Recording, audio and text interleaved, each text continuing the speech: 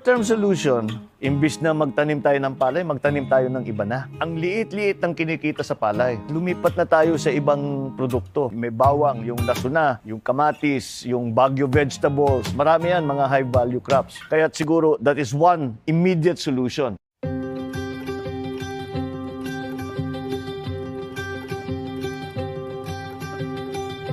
According to the Philippine Rice Industry Roadmap, up to 2030, marami silang mga goals. These are good goals, pero para sa akin, kulang pa. Even after the roadmap, mataas pa rin ang cost of production as compared to other countries. Sana, by the end of the decade, malampasan na natin sila.